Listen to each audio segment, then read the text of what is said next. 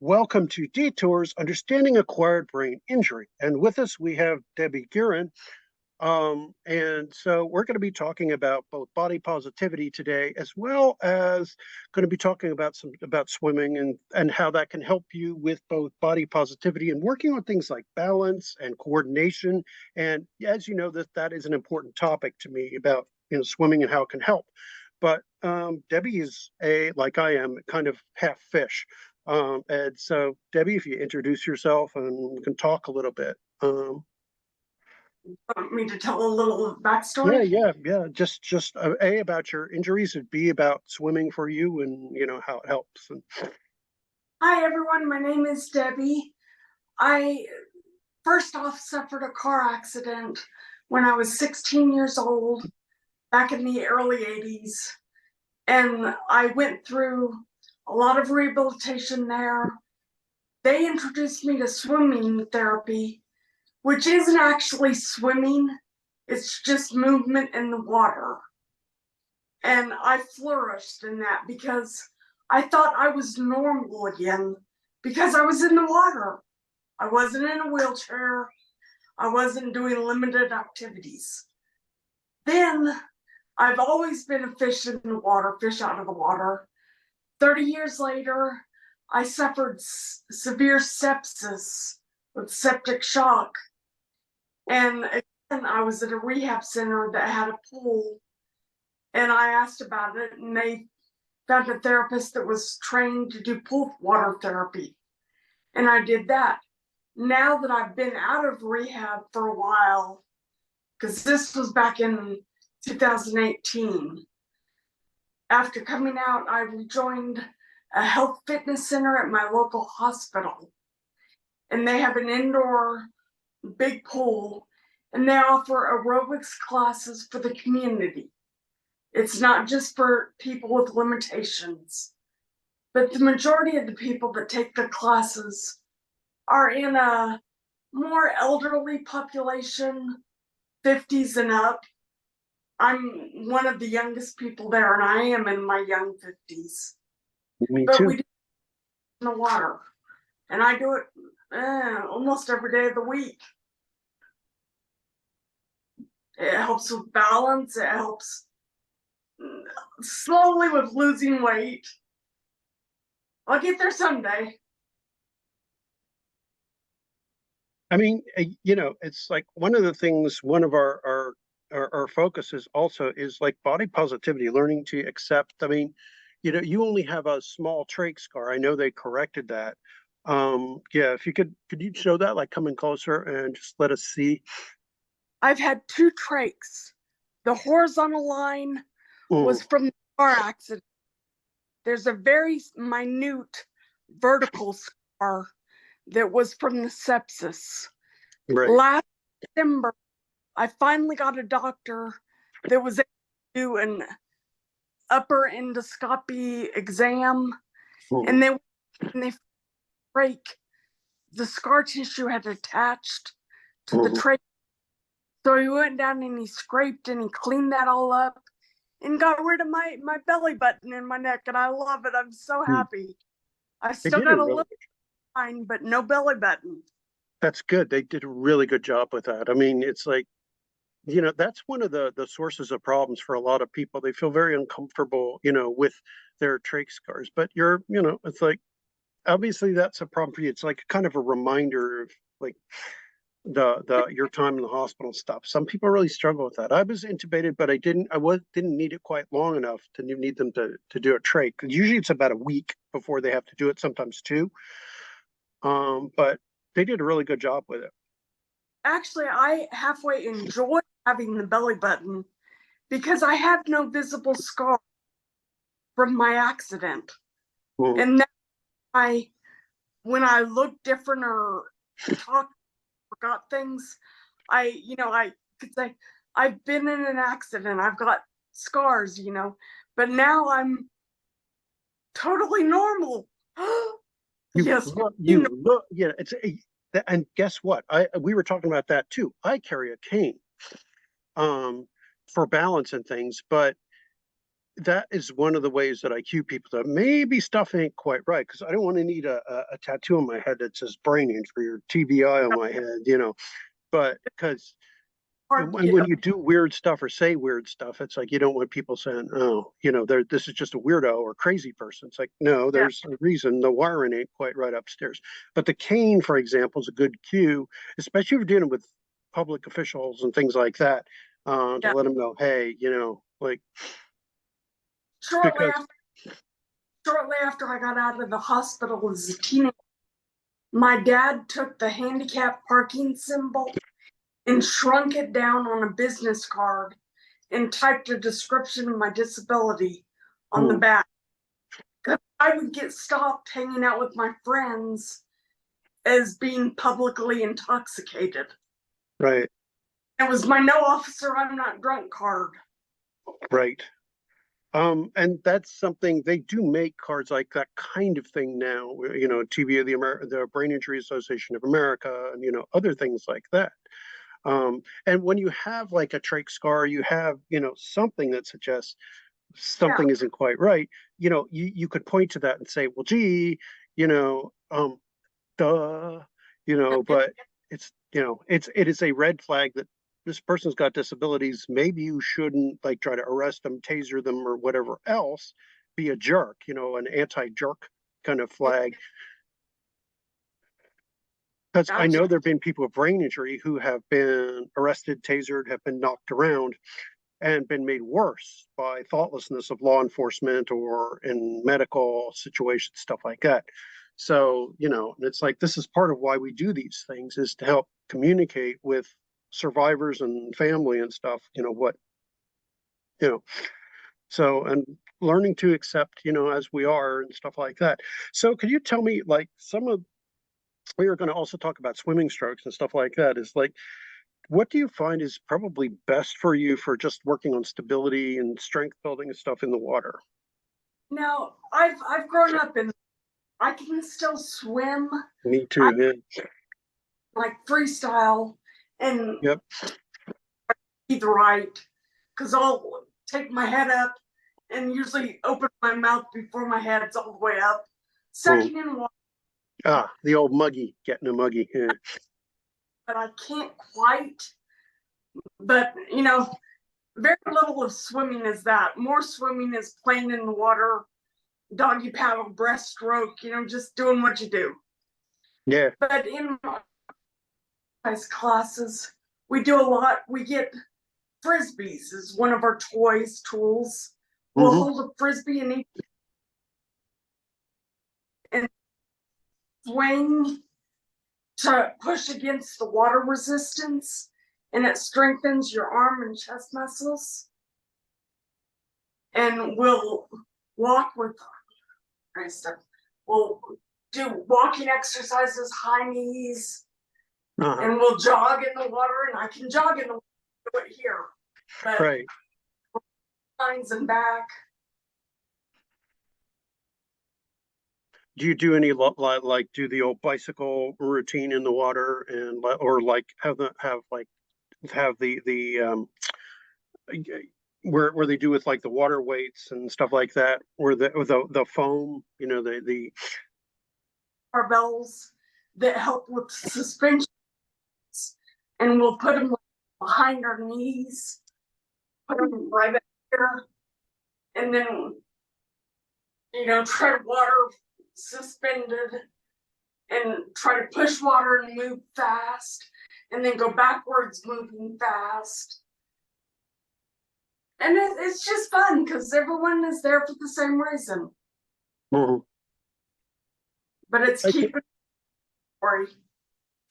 it's a simple game in the water, like with a floating ball, perhaps, where you're like water volleyball, like water polo or water volleyball. It's just like walking speed, low speed. We did one thing once, and it's not a regular in our routine, but Mhm. we were last, and in our water group, we usually have around 35 people in the Uh-huh. water time. There's mostly women. We usually have about 3 men. Mhm. We've done an activity like the Soul Train, all you older people out there. We'll I'm get familiar with what it's called, but what do you do in the water? we'll get 2 rows of people lined up lengthwise Mhm, with a walkway in between the 2 rows of people, mhm. and water, and we'll make resistance, making it harder to move through water. And then you circle and you go back up to the end and you dance your way through the pathway, working, Okay. and then everyone just keeps walking down the row. And when you get to the end, you come up and you go down the tube. Now, It's do just you? act silly and get exercise. Well, sure. No, that is a very good kind of like.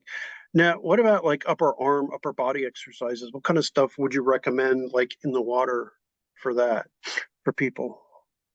We've got long barbells with foam circle weights on the end that Mhm. look like weightlifting barbells, but they're water. With the foam provides the resistance. We'll push them down in the Mhm. water, works triceps.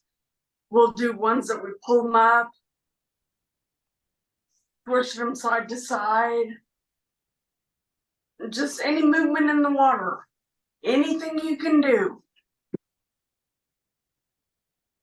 We'll do on certain days. They'll do stations in the water, and Mhm. the in place like hand weight barbells with the styrofoam at one station, ropes at the other station that we loop around a handrail and pull, Uh-huh. providing then one that we put our feet up the edge of the pool and keep ourselves suspended with our feet up on the edge.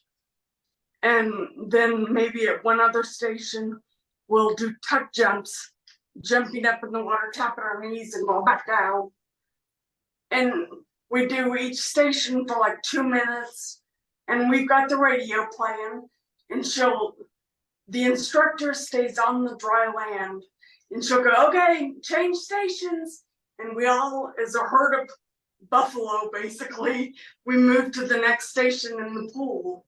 And it's a big enough pool, we can usually fit one, two, I think 4 or 5 stations with about 4 or 5 people at each station. And it works, and we're all friends and family there. You guys do any like like low level basketball, like throwing the ball into a hoop or anything like that? Not really, not on that. Because I've seen or like stack kickboards or anything like that. Because I've seen almost like a Jenga in the water. I've seen that too, used at some like rehabs where they'll like stack um almost like a Jenga thing where they'll pile on they'll alternate between like the noodles and the you know Yeah. No, we don't do that really. But sounds like water like a water aerobics. How deep do you usually do shallows or deeps? the hospital pool goes from this deep, and I'm short. I'm 5 foot 5'3". In the deep part of the water, I can get probably about up to here. Which, when you're jumping up and doing activities, your head tends to drop down. So yeah, I get wet, but like I said, I'm a fish. Right. Doesn't but Yeah, but I I, used to. Yeah, I I used to dive before I lost my leg, so it's like I need a special water prosthetic. But I do that. I swim. It's like I love to water walk with. And I have a couple videos with my friend Kate where we do where we're at the pool and we talk about the something similar, just not water aerobics. And I figured, I wanted to talk to you a little bit about water exercise and maybe do another one similar to this later, because this is useful stuff and this is great exercise. I really encourage swimming and like stuff like this. we've got one lady. We've got a couple that come in on walkers. Uh-huh. They're that she uses prosthetics. I think half leg prosthetics. Hmm. And so she has water prosthetic devices. So she'll switch out her legs and she'll come in and she exercises with us. Hmm. Yeah, We've I got, have I have a water leg, one that's meant for being in the pool. But I can walk on land a little bit with it, enough with a little help. I can get into the. yeah, the pool that we use has the length of the pool got a goes down with the rail on the right side. Hmm. And she seems to be getting, it's funny because the people that can't walk independently on the land, it's a world of different water. Yeah. Oh, definitely. How do you find it affects your balance and walking and like stuff like that? How do you find, and did you find, if you remember, like when you first got, with it? Well, because I'm a fish in the water and I've grown up feeling the water is my happy place. It's Yes. good. So when they first got me in the water and I was in the wheelchair at the age of 16, they rolled my chair down in the water. I could do it. I wasn't afraid of falling because if I fell, I just leaned back and I floated. Yep. You can either tread water if you have a little, that takes some skill, Mhm. but just remain calm and you'll float. Yes. That's one thing to stress is like if you can relax. I've tried to help teach other people to swim, and one of the things I always stressed was if you're calm, you float. You are lighter than the water. Your buoyancy is lighter I than that. What I tell people is think of your lungs as life preservers. Fill them with air and you will float. Take a deep breath, lay on your back, and just stay calm and you're going to float. When you start to feel your butt sinking, take another deep breath in. Fill those cushions with air. And the other thing I've always said, like I remember I was trying to help this guy recently at the one pool, and I said to him, I said, an aircraft carrier can float. An oil tanker can float. They're full of air, people, and everything else. I said, if an aircraft carrier can float, an oil tanker, which is even bigger than an aircraft carrier, can float. You can Yeah, float. I said, but it's like if you panic, start kicking, stink your butt, yes, you're going to go down. That's because you're panicking, splashing around, you break the surface tension of the water. Relax. stay calm and just enjoy it. The water Exactly. and Exactly. The water's your friend unless you fight it. It's like any person. It's like if you approach nicely, the water will help you up, hold you, be your friend. If you freak out, and then we ended up talking about the dead man's float, and it was like, I was showing him floating, and he's like, "What do you call that?" I was like, yeah, that's the dead man's float." That was not good. change the name of that to the dead fish float. Yeah, I didn't think of that. I mean, you're obviously were a little swifter than I was, but it was like, whoops. Yeah. Well, Situation. oops. But yeah, it's like, have you taught any swimming? I have taught not professionally. Mm. My is fearful of the water. When we were, a little bit when we were dating, but when we were first married, and we lived in apartment complexes that always had pools. Yeah. And, and I got him could swim, but stupid me, I taught him to swim underwater. Oh, okay. Able to do doggy paddle. He can't swim above water now. Well, my wife still doesn't want, I have tried. I used to swim competitively. I used to dive competitively. And I taught little kids how to swim. And I always say, look, if I could teach the little squirts how to swim, I could teach you how to swim. She does not want me to teach her how to swim. I don't know what to do about that. I mean, and part of the problem is also I do hang out with different people who swim who know how. And I think that's part of the problem too, maybe. Um, because it can be make you uncomfortable, if you don't know. I'd say just get in the water with her and have fun. take the pressure off learning to swim. Here and there, a little, here, let me hold your hands and I'll pull you, kick your feet. No, yeah, that would trigger a freak out, I think. No, but now I'm assuming you taught your kids and everything else how to swim too, right? And when we lived in the apartments, my first son did, but he's also fearful of the water. Mm. He thing when he graduated college at Tech State, there's a tradition. The river runs right through the campus. Hmm. And at graduation, caps and gowns, they go jump in the river. Oh boy. Son did it.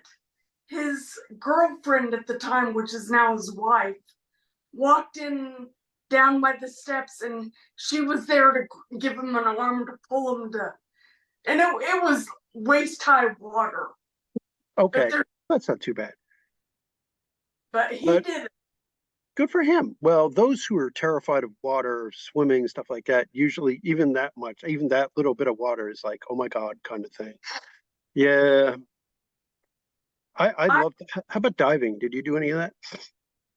I I can't dive, and at the aerobic pool in the summertime, usually we take the classes to a city pool Mm, that's out, and they have two of the like Olympic diving boards that are 6 foot in the air mm. and 8 long.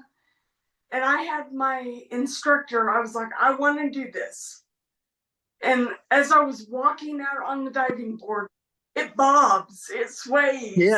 yes, they do. It's like 8 inches wide. Yeah, the And I 1.5 meter boards. Yeah. and I stood at the edge of the diving board for a good 3-4 minutes working up the, but I jumped and I dove. For you. And I mean, when I hit the water, everything's good. It's the walking on that board. And that's true for a lot of people. See, now I dove at 5 and 7.5 meters. So the one was 15 feet high and the other was 22, 23 feet up there. So like that would be about 4 stories high. Yeah. That's not the 10 meter, which is about 33 feet up. But that little difference, people are like, well, that's not that much difference. Why didn't you do that? That feels a little different, even though it's only like 7 feet different. It does feel different. I mean, it's like you think, gee, that's not that bad. But it's like, yeah, I'm sorry. That little difference is enough. And it's like I already had bad entries. I hurt my neck, and it's like you can hurt your head doing, bad entries on even 15 feet, which is like 1.5 stories of a building tall. So, you know, so yeah, the 1.5 meter is good for practice, which is about 3, almost 4 feet up. So, and then But there's the 3 meter, which is about 9, 10 feet up. yeah. Yeah, the springy ones are typically 1.5 at 3 meters. Okay. So if you got to climb a whole bunch of stairs, that's 3 meter. And if it's just like 2 or 3 stairs, that's 1.5 meters. And then if you've got to climb like way high, then that's either 5. And if you have to climb another set of stairs high, then that's 7.5 meters. And then another set of stairs, that's the 10 meter, which is the top platform.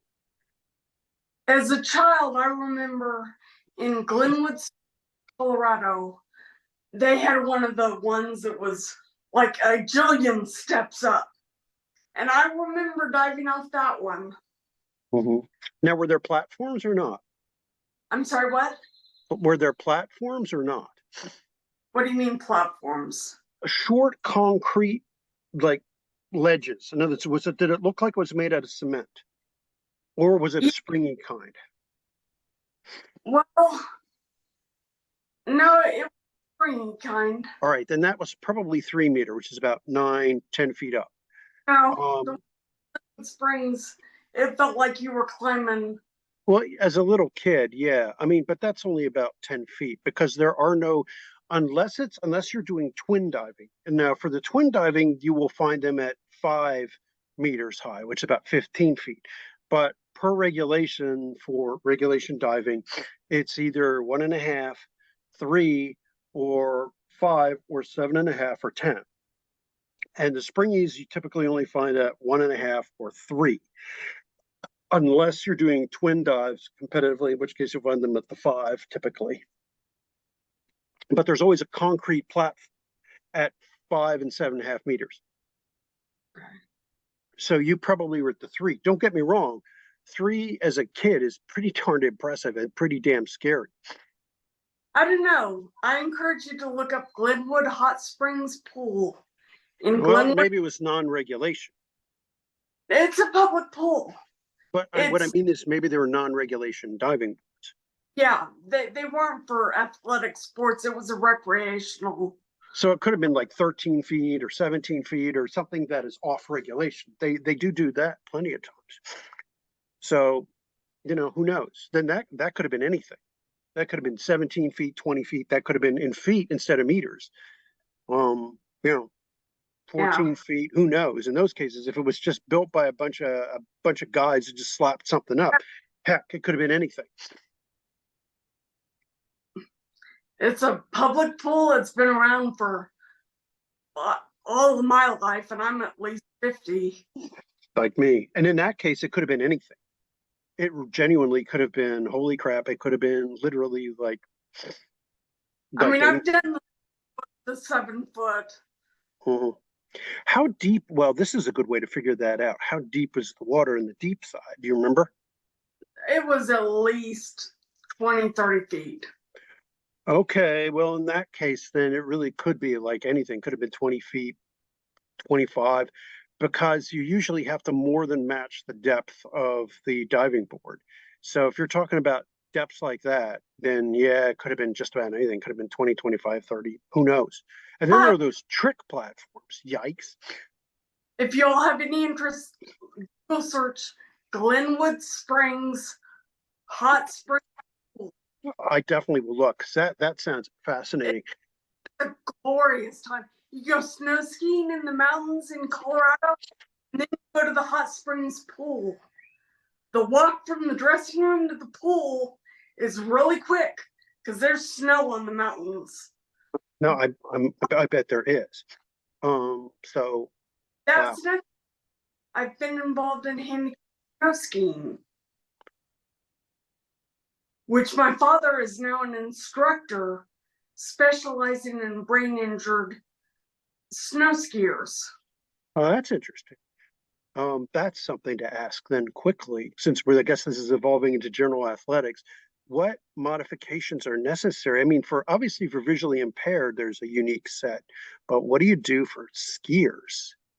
Okay, for visually impaired skiers, the instructor skis, I want to say about 10, 20 ahead of you, and they ski and they go hup, hup, hup, hup, as they go down the mountain, and the blind skier follows the instructor. No, right. And skiers, they've got I can't think of what it was called.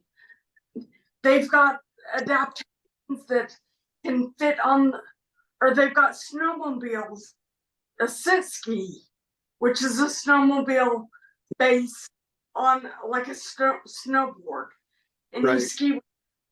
With me, because of my balance issues, Yeah. Mhm. but they tied the tips of my skis together with a metal brace so I couldn't cross them Oh, okay. far. They were pretty much 6 inches apart at all times. Okay. And I held on to my pants and just skied like this, Uh-huh.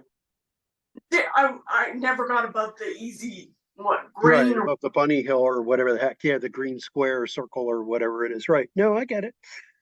That's interesting. It's things you wouldn't think about, but of course, with both our coordination and our cognitive challenges, sometimes it's like forgetting stuff or oops, I cross over. No, that makes perfect sense. That's interesting. Um, hmm. stuff you normally wouldn't think of, but it would be. So is there a special certification that he needs or he needed to get if he was? Yes, he went through lots of training to get it, and he's now retired from the ski instructor, but he retired with a lifetime ski pass. So he can ski at Winter Park anytime he wants. That's really neat. And it's like knowing your story about how, he got you to rouse is also awesome. I love that story. It's funny and it's very much you, as far as the response, knowing you as I've come to learn. Um, Right. but most people when they do wake up, guess what the first words out of their mouth are? Those who do retain speech. Cussing. Most Really? people swear yes. Yeah, I lots of TBIs go through an angry phase, a yes. violent. I never did that. And They're disoriented is why they're trying to, and swear words are stored in the brain differently. They are associated with the amygdala and they're stored by the amygdala, and unlike the hippocampus which has complex timing. And it's if I'm going to say Mark's favorite phrase, it's more complicated, but basically it has to do with timing and spatial relationships and all kinds of other things. And there's a new research today which has to do with they're saying it's more about the geometry of the brain as opposed to connectivity, and the network theory might be wrong, and it has more to do with bouncing back and forth with basically wave synchronization throughout the brain and its geometry. But some things like cuss words are stored much more simply in the brain. And so retrieving those is a lot easier than retrieving complex words, and let alone the concepts they're associated with. So you don't have a cognitive map you have to build. You just pull those words out, and there they are. So it has to do with storage, how it is stored. It's easier to get to the clothes on the top of the laundry basket than get to the ones in the bottom. And if that happens to be undies or whatever, hey, these are what I'm going to wear. And so that's kind of the idea. Okay. And so, and for viewers that don't know my story, I was comatose 2 months about, and the hospital was ready to put me in a nursing facility comatose because they weren't seeing the signs. I would squeeze my parents' fingers or react in a minute way with them, but I wouldn't do it for the doctor. And my parents had gone to a conference where they were told, find a nursing home. That made my father very upset. And the story is, I'm told, he came in my hospital room yelling at me, do something, do anything, flip me off if you want to. And the story goes, I laid in bed and ever so slightly curled those fingers back. Not a full flip off, but they knew I was doing it. right. And they jumped on the phone and called long distance back home. Debbie just flipped John off. And that got to be part of my therapy. Could I do it up by my face? Could I do it? The last motion was, could I do it straight above my head? That is a great story. And here's something just as a quick note for people watching. Oftentimes, the Amigos Los Rancos scale, um, people who are coming out of minimally, and this is they're not in a coma, they're what's called a minimally conscious state, an MCS. Now we have ways of detecting that now through with nuclear medicine. PET scans can show different areas and activation of the brain, but a PET scan is still expensive, by the way. Your insurance company may not pay for it. But if you look at my states of minimal consciousness, I do mention this and show you one of these things, but showing MCS. But a patient will react to family, friends, people they know before they will react to a clinician. Level 3 versus level 4 in MCS. And many times a clinician will say, well, gee, if they're not moving to level 4, time to get rid of them, time to move them on because we can't spare the bed. And that's basically what her story it reflects, a failure to move to level 4, even though she had the potential. Now, again, with brain scanning, it could have shown that there were higher functions still active, and they could have said, all right, yes, she's making progress. But this was an excellent way and a very amusing way to show that Deb indeed had made movement to level 4. So And it yeah, was, there is complexity in there. they'd been told if she could respond to a command, and that was a definite command. Response, yes. It wasn't a wiggle of the fingers, a twitch of the Right. toe. It wasn't level 3 response, it was level 4, which showed that you were moving forward and you were making those connections. And, that maybe what they were doing was too complex. So, it's like really important. And looping back around to swimming and other activities, things like that, like physical activity is so important to brain injury survivors. And, it's like, it's a long, tough road. And physical activity, swimming, is one of those great physical therapies to help engage like the sensory system, your skin input, to move your arms, your legs, help you find neutral buoyancy, all those wonderful kinds of inputs, and just to get you comfortable being you, looking, feeling like yourself again, reacquiring, basically who you are. So I want to thank you for everything, Debbie. Because Deb, this is like a really important kind of thing. And to talk about swimming, I'm hoping we could do it again soon at some point, if you'd be willing to. Sure. Okay, great. And what? Everyone, if you can incorporate any little amount of humor in your life, Yes, I laughed at myself before other people could laugh at me. that is important too. I had fun with it. Yes, a sense of now that is something that gets weird with us, with brain injury survivors. Our sense of humor usually tends to be a little different after we wake up. We do tend to be a little more blunt, a little more pie in the face kind of stuff, definitely. Yeah. A little more juvenile, perhaps, but you know what? That's good. I think it's like if you've interacted with any of us and seen any of us, you've seen us make plenty of bad jokes and other things, but sorry, not sorry. But yeah. So And my husband, when he was still just a boyfriend, we used to go bowling. And because my right arm was dead from the accident, I would bowl right, but I would bowl slowly. And I would collect this little baby toddler kids out to the end of the bowling alley and stand there and roll that ball a couple of times. When I let it go, it would go ever so slowly. that's great. But he lived with me and we had fun bowling together. Exactly. That's really what it's about is, enjoying yourself, having fun and, just making the most of it. I mean, who cares? It's like it's not your competitive bowling professionally, right? So Oh, it's about enjoying. I took a bowling class in college. Mhm. Easy A, but still, it was therapy for me. Exactly. In Exactly. bowling, I took singing for speech therapy purposes. Mhm. I took adaptive driver's ed. I took a lot of improvement courses. I That's enjoyed it. important.